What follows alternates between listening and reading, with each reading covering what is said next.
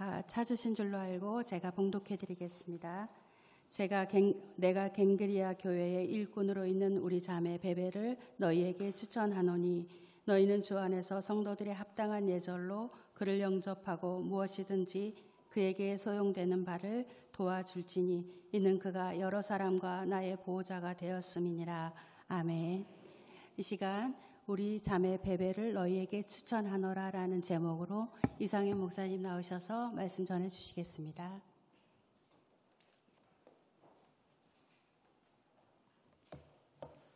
네, 잠시 기도하도록 하겠습니다. 살아계신 하나님, 주님이 사랑하시는 교회에 주님이 사랑하시는 귀한 권사님들, 이 시간 헌신 예배로 주님 앞에 나아갑니다. 주님, 필요한 말씀 우리의 영혼에 허락하여 주시고 주님만 영광 받으시는 귀한 은혜의 시간 되게 하여 주옵소서. 감사드리며 예수님의 이름으로 기도드립니다. 아멘. 로마서는 바울이 3차 전도 여행을 거의 끝마치고 예루살렘으로 돌아오는 중에 고린도에 잠시 머물면서 기록하는 것으로 여겨집니다. 지도를 한번 보여주시면요. 로마서는 바울 스스로 이제 1, 2, 3차 전도 여행을 이제 돌아보면서 논쟁이 되었던 복음의 핵심 요소들이 무엇인지에 대해 로마서에 잘 정리해 주고 있지요. 복음에 대한 중요한 설명들이 녹아져 있는 귀한 서신을 1, 2, 3차 전도여행을 마칠 무렵 고린도에서 썼던 것으로 여겨집니다. 고린도에서 로마서를 다 완성하고 난 다음에 이 귀한 서신을 겐그레아 교회의 이제 여자 성도 베베에게 맡기지 않았는가, 우리는 이렇게 추정을 하는데요. 1절 말씀 보시면 내가 겐그레아 교회의 일꾼으로 있는 우리 자매 베베를 너희에게 추천하노니, 바울은 이제 자매 베베를 겐그레아 교회의 일꾼이라고 소개를 하고 있습니다. 바울은 이제 브리스길라와 아굴라 이 부부를 언급할 때에도 남자 이름을 앞세우지 않고 여성도를 앞세워 칭찬하는 일에 바울은 주저함이 없었습니다. 아굴라가 남편이고 브리스길라 혹은 브리스가가 여성이었음에도 불구하고 바울은 이 부부를 생각할 때면 아굴라보다는 브리스길라가 먼저 떠올랐던 것으로 보입니다. 아마도 그녀의 헌신이 이 남편의 헌신보다 더 성숙하지 않았을까 예상을 해 봅니다. 여기에서도 자매 베베를 추천한다고 가장 먼저 16장을 시작하면서 이 여성도를 칭찬하고 있습니다. 바울이 우리 자매 베베라고 소개하는 이 여성도는 권사라는 호칭보다는 이제 집사라고 칭해야 할 것으로 보입니다. 왜냐하면 일꾼이라는 단어가 이제 디아코노스라는 헬라어 단어인데 주로 성경에서는 집사로 번역을 할 수 있기 때문입니다. 또한 집사라고 부르는 것이 한편으로 당연한 이유 중에 하나는 성경에는 권사라는 단어가 등장하지 않기 때문이기도 하지요. 그런 권사라는 직분은 성경에 나오지 않는데 언제부터 교회의 직분이 되었는가? 권사 직분의 기원은 영국 감리교 창시자 존 웨슬리에게서 찾아볼 수 있다고 하는데요. 영국 감리교 창시자 존 웨슬리가 권사직을 만든 것은 주로 교인을 교육하기 위한 목적이었지만 장로교의 권사는 목회자를 도와 교인들을 신방하며 위로하고 돌보기 위해 세운 직분이고 실제로 아주 유익한 직분입니다라고 설명할 수가 있겠습니다.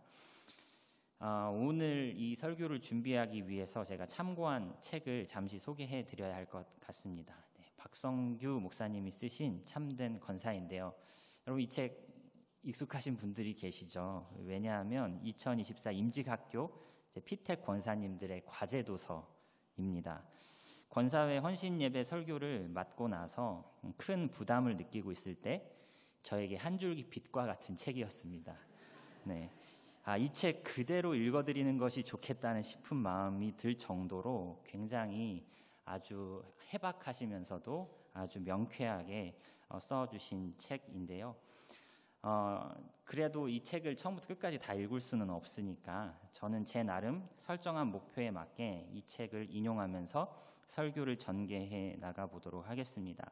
제 나름 설정한 목표는 3가지입니다. 첫째로는 함께 읽은 로마서의 말씀을 좀 더 설명하는 것이고, 그리고 총회 헌법이 말하는 권사는 어떠한 것인지, 그리고 임직 서약문, 권사로 임직하실 때 하셨던 그 서약문 또는 하실 서약문의 내용이 무엇인지에 대해서 함께 생각해 보면서 권사 직분을 이해해 보고자 합니다.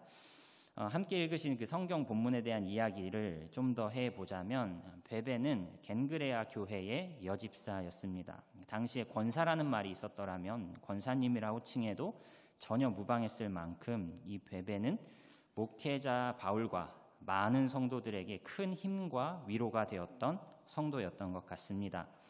바울은 로마서를 그녀의 손에 들려주면서 로마의 그리스도인들이 그녀를 주 안에서 성도들의 합당한 예절로 영접하고 무엇이든지 그에게 소용되는 바를 도와줄 것을 당부합니다. 왜냐하면 이가 여러 사람과 나의 보호자가 되었기 때문이다 라고 설명을 하는데요. 말씀을 한번 보여주시면, 보호자라는 것은 로마 시대 당시 시민권이 없거나 경제력이 취약한 사람들을 돌보는 직책을 보호자라고 칭했다고 합니다. 아마 자매 베베는 바울이 전도한 이방인들 중에 특별히 취약한 계층에 있는 그리스도인들의 법적인 그리고 경제적인 보호자 역할을 해준 인물로 보입니다. 또한 일꾼이라고 하는 표현을 생각을 해보면 또 다른 자매 이 베베의 역할이 있지 않았나 추정을 해볼 수 있는데요. 바울은 일꾼이라는 이 칭호를 특별히 말씀 사역에 헌신하는 사람들에게 붙여주었다라는 것이죠. 자매 베베는 말씀을 가르칠 수 있는 여성이었다라고 추정해 볼 수도 있습니다. 말씀을 가르치는 일에도 일가견이 있는 이 자매 베베에게 바울은 자신의 소중한 로마서 그 편지를 그 자매의 손에 맡겨 주었었던 것 같습니다. 말씀에 일가견이 있고 또한 로마서의 가치가 얼마나 중요한지 누구보다도 이 자매 베베가 잘 이해했으리라 생각을 합니다. 그래서 바울은 로마서를 누구에게 맡길까, 누구에게 맡겨서 전달을 할까 했을 때 이 자매 베베를 가장 먼저 떠올리지 않았을까 생각해 봅니다. 감리교회 창시자 웨슬리도 성경을 가르치는 직분으로서 권사라는 직분을 만들었다 하였습니다. 하지만 오늘날 장로교 헌법에서는, 장로교에도 헌법이 있습니다, 조금은 다른 의미로 권사의 직분과 권한을 규정해주고 있는데요. 헌법의 내용을 한번 살펴보시면, 권사는 당회의 지도 아래 교인을 방문하되 병환자와 환난을 당하는 자와 특히 믿음이 연약한 교인들을 돌보아 권면하는 자, 여기에서 아마 권사라는 직분의 이름이 나오지 않았나 싶습니다. 장로교 헌법에서 권사는 성경을 가르치는 직분이라기보다는 주로 신방을 하는 직분으로 규정되어 있음을 알 수 있습니다. 물론 신방을 잘 하려면 몸이 연약한 자, 마음이 연약한 자, 환난당한 자, 믿음이 연약한 자를 잘 신방해 줄 수 있으려면 말씀과 기도로 다져진 영성, 인품이 뒷받침되어야 한다는 것은 두말할 필요도 없는 것이겠죠. 말씀에 대한 또한 기도로 다져진 인품을 가지고 교인들을 돌보고 신방하는 역할이라고 말할 수가 있겠습니다. 여기서 권사라는 직분에 대한 한자 말이 어떻게 표현되는지 한번 짚고 넘어갔으면 하는데요. 한때 권사라는 용어는 권세, 권의, 선비, 사를 사용해서 권세가 있는 자리라는 식으로 일컬어지기도 했지만, 시간이 지나면서 우리 교회가 속해 있는 대한예수교 장로회 합동 총회 헌법에서는 권사의 한자어 표기를 권할 권의 스승사라 하기로 정하였다고 합니다. 그러니까 이쪽 권사입니까? 저쪽 권사입니까? 네, 저쪽 권사이죠. 권세가 있는 자리라기보다는 성도가 하나님 뜻 안에서 살아갈 수 있기를 권하고 독려하는 자다 라고 말할 수가 있겠습니다. 무언가를 리드하는 자리일 수도 있겠지만 그보다는 돕는 자로서의 역할이 이제 권사의 역할이다라고 생각해 볼 수가 있는 것이죠. 또한 그 헌법에서 권사는 당회의 지도 아래라는 표현이 있었습니다. 당회의 지도 아래 교인을 방문해야 한다고 적혀 있었죠. 권사는 자신의 직분이 교회로부터 주어진 것임을 잊지 않아야 할 것입니다. 교회를 위한 섬김, 교회의 질서를 따르는 순종이어야 한다는 것이죠. 교회는 어떤 곳입니까? 교회는 건물이 아니고 하나님의 백성들, 그리스도의 피값으로 사신 사람들의 모임이 교회죠. 교회는 또한 그리스도를 머리로 하여 한 몸 이룬 공동체입니다. 따라서 교회의 모든 결정은 그리스도의 진리에 따라 머리의 명령을 받아 이루어져야 하는 것이죠. 교회의 모든 결정은 성경에 근거한 것이어야 합니다. 교회 안에 성경적 가치가 아닌 세속적 가치가 침투하지 못하도록 모든 성도는 깨어 경계해야 하는 것이죠. 무엇이 성경적 가치인지 성도 모두가 깨어서 함께 분별해야 하지만 특별히 당회가 이 일에 헌신되어 있어야 합니다. 가르치는 장로인 목사와 진리의 말씀을 바탕으로 한 치리가 이루어지도록 돕는 치리 장로님들이 진리로 하나가 되어서 교회의 거짓 진리나 세속적 가치관이 틈타지 못하게 깨어 역할을 잘 감당해야 한다는 것이죠. 이러한 당회의 역할과 권위를 존중하고 가르치는 장로와 치리 장로 공동체인 이 당회가 바른 기능을 할 수 있도록 깨어 기도해 주셔야 합니다. 교회가 조심해야 할 세속적 가치관으로는 대표적으로 세 가지를 이렇게 박성규 목사님은 소개를 해 주시는데요. 첫 번째, 황금 만능주의를 조심해야 된다. 하나님보다 돈을 우선으로 여기는 생각, 돈이면 다 된다는 생각, 반대로 돈이 없으면 아무것도 못한다는 생각, 이 모든 것이 황금 만능주의에 점령당한 교회의 모습이라는 것이죠. 돈으로 안 되는 것이 너무나 많은 것이 현실이지만 하지만 돈이 없어도 하나님은 당신의 일을 하실 수 있다라는 것을 기억하고 전능하신 하나님, 자기 이름을 위하여 열심이신 하나님에 대한 믿음을 가져야 한다는 것이죠. 교회는 돈이 의사결정의 최종적 권위가 되어서는 안 된다는 것입니다. 돈을 넘어서는 진리에 대한 합의, 본질에 대한 추구가 있어야 한다는 것이죠. 둘째, 경계해야 할 세속적 가치관 두 번째, 권력주의입니다. 교회는 권력 집단이 아닙니다. 오히려 모든 권력을 가지신 예수님께서는 자신을 비우시고 우리의 구원을 이루시기 위해 이 땅에 내려오셨습니다. 그리고 십자가 지사 교회를 세우셨죠. 예수님을 스승으로 여긴다면, 우리가 그분의 제자라고 한다면 우리는 마땅히 종된 모습으로 교회를 섬겨야 합니다. 우리 중에 누가 높으냐가 아니라 내가 먼저 형제와 자매의 발을 씻기는 자가 되어야 한다는 것이죠. 세상에서는 높은 자들이 섬김을 받습니다. 높은 자라면 섬김을 받는 것이 당연하다 생각하는 것이 세상의 논리일지라도 교회에서는 직분자라면 더욱더 섬기는 자가 되어야 한다는 것입니다. 세 번째로 조심해야 할 세속적 가치관은 이제 쾌락주의입니다. 이제 클릭을 한번 더 해주시면, 쾌락은 헬라어로 이제 헤도네라고 표현을 하기도 하는데요. 이것은 이제 나의 즐거움을 위해 다른 사람의 유익을 파괴하는 것을 파괴하면서까지 추구하는 즐거움을 쾌락이라고 합니다. 나의 즐거움을 위해 다른 사람이 피해를 입든 안 입든 상관없이 추구하는 기쁨을 쾌락이라고 한다면, 반면에 희락이라고 번역될 수 있는 헬라어 카라가 있는데요. 이것은 다른 사람의 기쁨을 위해 자신을 희생하는 것, 반대의 개념인 거죠. 다른 사람의 기쁨을 위해 자신을 희생하는 것을, 거기에서 오는 기쁨을 이제 카라라고 한다는 것이죠. 예수님의 십자가가 바로 이러한 기쁨이셨습니다. 다른 사람의 유익을 위해 자신이 희생하는 것을 기뻐하셨죠. 예수께서는 기쁨을 위해 십자가를 참으셨습니다. 그리스도인들은 자신의 유익을 위해 신앙생활을 하는 사람이어서는 안 됩니다. 교회는 교회 자신을 위하여 존재하는 공동체가 아니에요. 교회는 누구를 위해 존재합니까? 하나님을 위해. 교회는 하나님 나라 확장을 위해 존재하는 공동체입니다.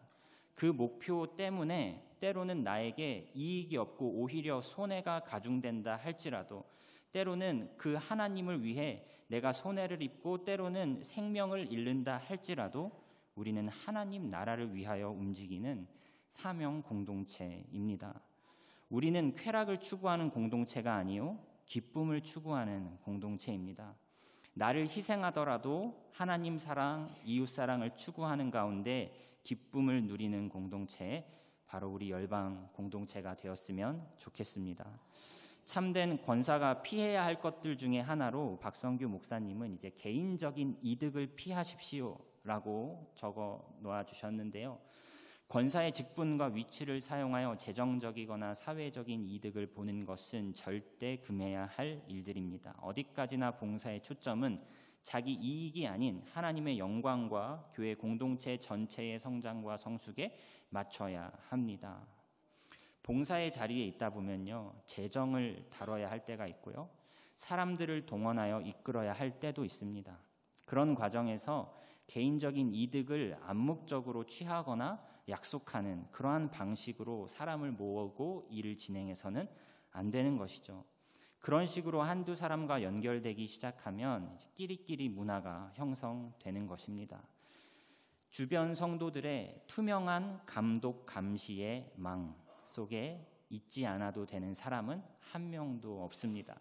주변 성도들의 투명한 감독 감시의 망 속에 자신을 의도적으로 넣어놓아야 된다는 거예요. 권사라고 해서 예외가 아니고 목사라 할지라도 예외가 아닙니다.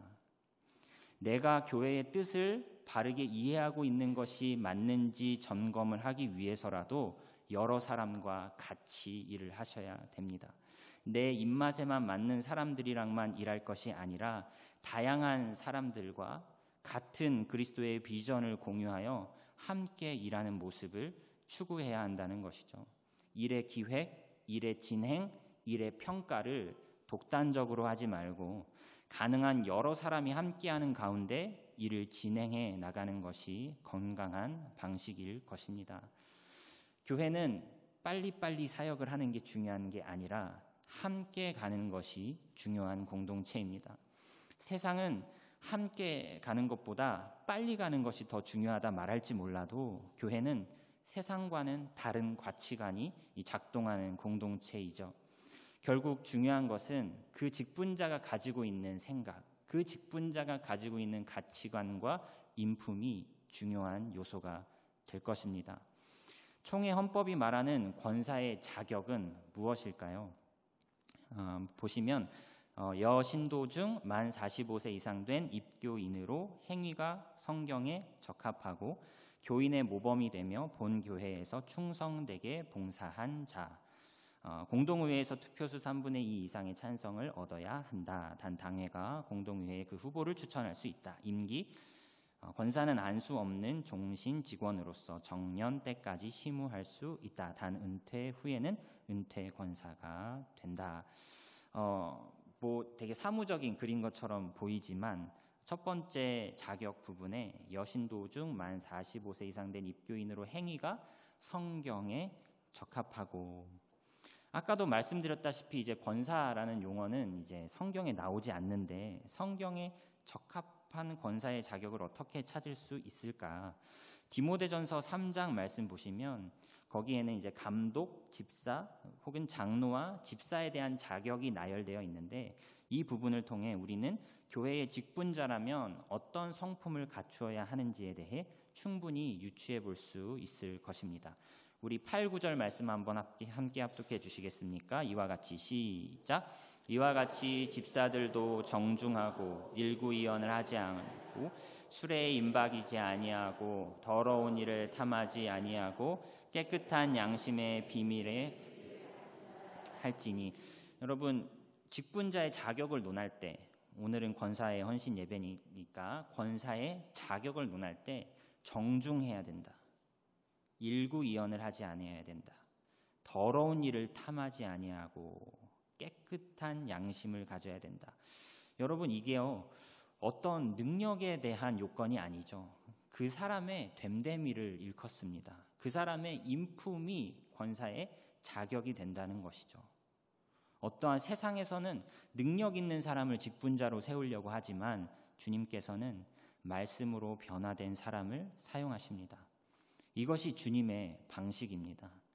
주님의 일은 능력으로 하는 것이 아니요 믿음과 은혜로, 겸손과 순종으로 하는 것이죠. 오랫동안 인도에서 선교사로 사역하면서 이제 많은 고아들을 돌본 에이미 카마이클이라는 선교사님은 이런 이야기를 자주 하셨다고 합니다. 우리 같이 한번 읽어주시겠습니까? 우리의 시작. 우리의 사역은 굉장히 소위 이제 뼈를 때리는 말입니다. 네가 아무리 고상한 척해도 너의 사역은 너의 삶 자체보다 결코 깊어질 수 없다. 평소에 내가 이웃을 어떻게 대하는가, 나의 삶의 지경만큼 나의 사역의 지경이 넓어지고 깊어지는 것이죠. 권사의 자격, 이미 권사님 되신 분들도 계속해서 노력해야 할 부분입니다. 바로 우리의 인격이, 우리의 삶이 말씀에 붙들린 바 되어야 한다는 것이죠. 우리는 이 부분에서 평생토록 노력해 가야 할 것입니다. 우리는 의인인 동시에 죄인이죠. 우리는 의롭다함을 받았지만 성화의 과정을 죽기까지 밟아 나가야 하는 연약한 존재들입니다. 에베소서 2장 22절 말씀에 성도에 대해서 이러한 표현이 있는데 함께 합독해 주시겠습니까? 너희도 시작. 너희도 성령 안에서 하나님이 거하실 처소가 되기 위하여 그리스도 안에서 함께. 우리는 모두 지어져 가는 존재다. 불완전한 존재라는 거죠. 한편으로는 우리가 서로에 대해서 실망하고 서로를 비난하고 하는 이유는 뭡니까? 박성규 목사님은 완전한 사람을 기대하기 때문이래요. 우리는 완전하지 않은데 예수님과 같은 완전한 인격체를 자꾸 비교한다는 것입니다. 예수님과 같아야 할 것 아니냐, 그러면서 내 형제를, 예수님과 같아야 할 것 아니냐, 그러면서 내 자매를 비난하더라는 것입니다. 이 세상에 완전한 인생은 단 한 명도 없습니다. 예수님만 완전하시죠. 완전한 자를 상상해 놓고서는 내 형제와 자매를 비난하기 시작한다면 어떤 형제와 자매가 그 비난을 피할 수 있단 말입니까? 나도 불완전한 존재인걸요. 우리는 모두 불완전한 존재입니다. 우리는 모두 지어져 가는 존재이죠. 그래서 박성규 목사님은 이 대목을 설명하면서 성도는 공사 중이다 이렇게 적어 놓으셨는데 우리 옆에 있는 분들과 이렇게 인사해 보실까요? 죄송합니다. 공사 중입니다. 죄송합니다. 공사 중입니다. 네, 또 이렇게 인사해 보실까요? 감사합니다. 참아주셔서 감사합니다. 감사합니다. 참아주셔서 감사합니다. 공사 중입니다. 여러분 죄송합니다. 아직 지어져 갈 일이 많이 남은 사람이에요. 우리는 그리스도의 분량에 이르기까지 평생토록 자라가야 하는 사람들입니다. 평생을 자라가도 다 못 자라가요. 세속적 가치관으로 사람의 능력으로 주의 일을 감당하려고 하지 마십시오. 하나님의 나라는 말씀과 기도를 통해 빚어진 영성으로 겸손과 순종의 인품으로 하나님의 나라는 확장되어 가는 줄 믿으시기 바랍니다. 말씀에 붙들린 자, 말씀에 붙들린 자를 통하여 하나님의 나라가 확장되어 가는 줄 믿으시고 내가 더욱 말씀에 붙들린 바 된 자 되기를 평생토록 노력해 가시기를 바랍니다. 계속하여 영적인 성장을 추구해 가야 합니다. 기도, 성경 공부, 기타 경건 훈련을 통해 개인적인 영적 성장을 지속적으로 추구해 가십시오. 사역보다 중요한 것은 경건입니다. 사역보다 중요한 것은 경건의 삶이에요. 경건의 삶이 무너지면 하나님과 상관없는 사역을 할 수 있고 교회의 덕이 되는 것이 아니라 독이 되는 사역을 할 수 있습니다. 은혜가 떨어지면 불평이 생기고 불화가 생기고 문제가 생깁니다. 은혜가 충전되면 일은 쉽습니다. 목사로서의 일들이 힘들어질 때가 언제일까요? 일이 많을 때, 나만 일하고 있는 것 같을 때, 내가 하고 있는 일의 의미를 찾지 못할 때, 여러분, 은혜가 떨어질 때입니다. 가장 두려운 거예요. 은혜 없이 사역하는 거예요. 소명이 흔들리죠. 은혜가 떨어지면. 여러분, 교회를 사랑하는 마음 달라고 기도하십시오. 주님께 은혜를 부어달라고 간구하십시오. 감사로 감당하게 해달라고, 은혜 깨닫게 해달라고 매달리십시오. 다른 사람과 비교하지 마십시오. 왜 나만 헌신하고 있는가 불평하지 마십시오. 그들에게도 은혜가 채워지기를 기도해 주십시오. 내가 나의 힘으로가 아닌 성령의 은혜로 감당하는 자 되게 해달라고, 그리하여 헌신하되 쓴뿌리 남지 않고 오직 주님만 영광 받으시는 헌신 되게 해달라고 간구하시기 바랍니다. 여러분, 우리 교회 하나님의 은혜로 2024년 11월 2일 섬김과 영광의 날을 앞두고 있습니다. 우리 29분의 이제 피택 권사님들이 우리 열방교회의 권사회에 합류하시게 될 것입니다. 우리는 어떤 마음으로 권사가 되어야 하며 우리는 어떤 마음으로 권사의 직분을 감당해 나아가야 할까요? 우리 교단에 속한 모든 권사님들은 임직식 때 다음과 같은 서양문에 예라는 대답을 하셨고, 또한 예라고 대답을 하셔야 권사의 직분을 받으시게 되는데요. 여러분, 임직 서양문 그 당일날 혹시 읽어보시지 않았을까 싶기도 한데 한번 1번부터 5번까지 조금씩 설명을 해보도록 하겠습니다. 먼저 1번인데요. 같이 한번 읽어주시겠습니까? 신구약 성경은 시작.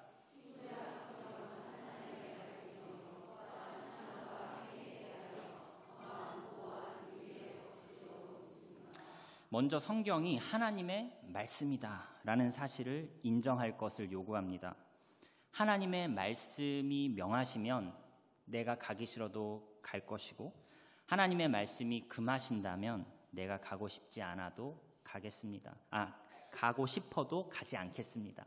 그러니까 나의 어떠한 욕망과 열심도 하나님의 말씀을 최종적인 권위로 삼아 거기에 순종하겠습니다 라는 서약인 것이죠.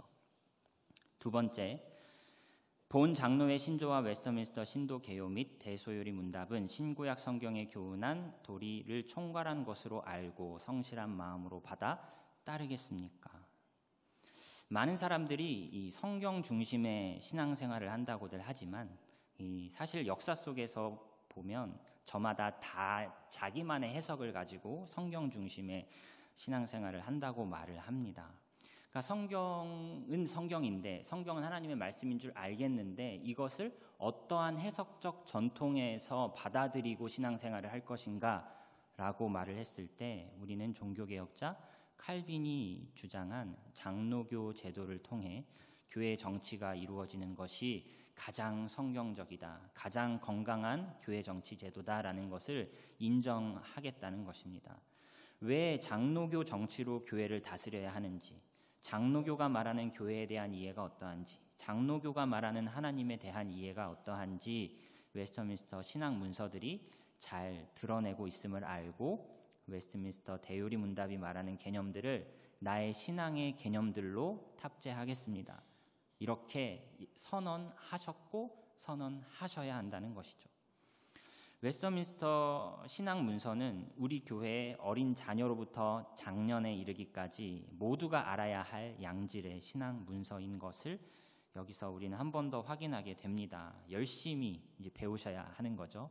그래야 교회를 이해할 수 있고, 그래야 교회를 이롭게 할 수 있습니다. 그래야 나의 신앙이 흔들림 없이 정진할 수 있어요.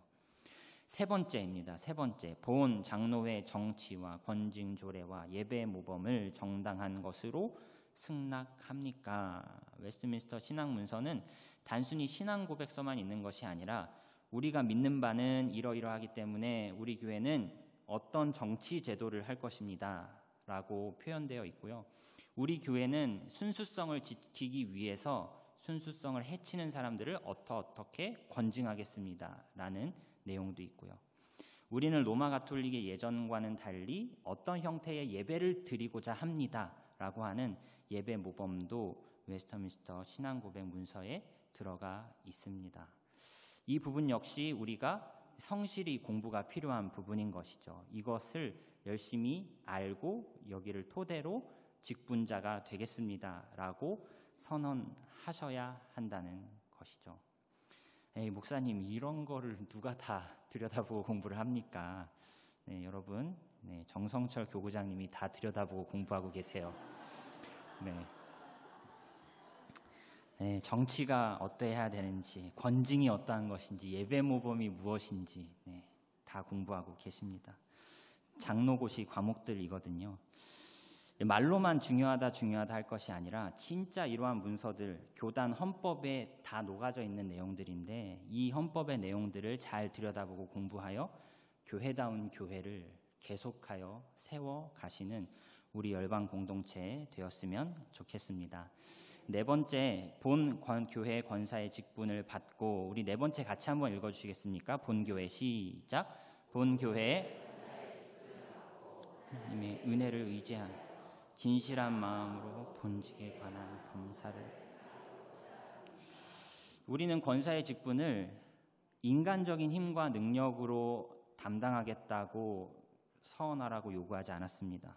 하나님의 은혜를 의지하여 진실한 마음으로 본직에 관한 범사를 행하기로 서약했죠. 하나님의 은혜를 의지하기로 진실한 마음으로 감당하겠노라고 약속하셨고 약속하셔야 한다는 것입니다. 사역보다 은혜를 추구하는 경건이 우선순위가 되어야 합니다. 빨리보다 함께를 생각하실 수 있어야 합니다. 내 입맛에 맞는 사람들과만이 아니라 다양한 지체들과 하나의 비전으로 움직이는 것을 꿈꾸시고 그렇게 노력하셔야 합니다. 따라오는 자만 데리고 가겠다라고 하지 마시고 뒤처지는 지체들에게 교회를 사랑하는 마음을 심어주시고 하나님 나라의 비전으로 권하고 독려해 가셔야 한다는 것이죠. 그런 역할, 독려해 가고 하나의 비전으로 하나 되자 권하는 역할이 바로 권사의 역할입니다. 하나님의 뜻에, 교회의 뜻에 함께하자 권하는 자가 되어주시기를 바랍니다.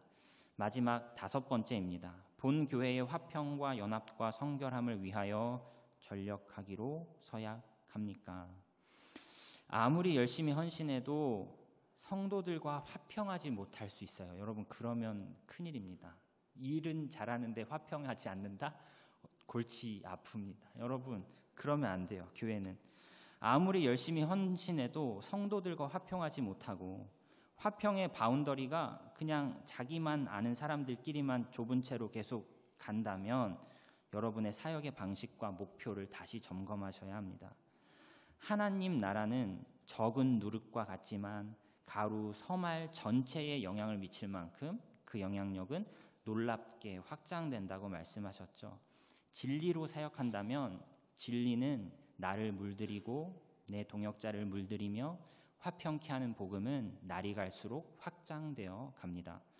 여러분, 하나의 비전으로 연합하여 나아가는 공동체를 꿈꾸셔야 합니다.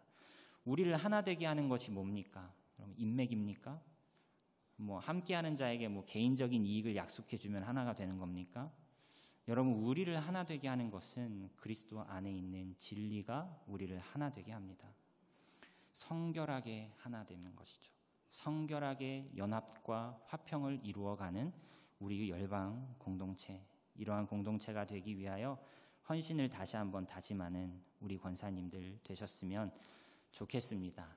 제가 오늘 말씀의 결론을 4가지로 압축을 해봤는데요. 첫째, 개인의 영적 성장을 지속적으로 추구해 가시기 바랍니다. 진리와 사랑으로 더욱 하나 되기 위하여 지속적으로 내가 먼저 말씀에 붙들린 자가 되어야 합니다. 오직 그리스도의 권위, 오직 말씀의 권위에 사로잡혀 교회를 성결하게 유지하는 데 예민한 감각을 가지시기를 바랍니다. 둘째, 교회의 뜻에 맞는 사역을 해 가시기를 바랍니다. 여러분, 교회는 다 같지만 교회마다 특성이 있는 것도 사실입니다. 우리 교회가 가지고 있는 비전, 우리 교회가 요즘 포커스를 맞추고 있는 사역들은 무엇인가? 교회의 뜻에 맞는 사역을 담당해 주시기 바랍니다. 교회의 뜻과 방향이 어떠한 것인지 지속적으로 당회의 지도를 구하고 겸손히 순종하면서 우리 교회 당회가 세속화의 물결 속에서도 하나님의 바른 뜻을 분별하는 당회가 되도록 순종하며 기도해 주시기를 바랍니다. 셋째, 다양한 사람들이 하나의 비전으로 나아갈 수 있도록 권하는 자가 되어 주시기 바랍니다. 우리가 가진 복음은 끼리끼리의 복음이 아니요 화평케 하는 복음이며 막힌 담을 허무는 복음입니다. 나와 다른 이들도, 헌신에 뒤처져 있는 이들도 그리스도 안에 있는 이 하나의 진리와 하나의 비전으로 함께 일어설 수 있도록 독려하고 권하는 자, 권사님들이 되어주시기를 바랍니다. 넷째, 이 모든 일을 내 힘으로가 아닌 은혜로 감당하는 우리 권사님들 되시기 바랍니다. 이 모든 일들, 주님 나라 위하여 교회를 섬기는 아주 중요하고 이 예민한 일들을 내 힘으로는 감당할 수 없음을 날마다 주님 앞에 인정하시고 내 힘이 아닌 오직 주의 은혜로 감당하길 원합니다. 간절히 기도하시는 우리 열방교회 귀한 권사님들 다 되시기를 주님의 이름으로 축복합니다.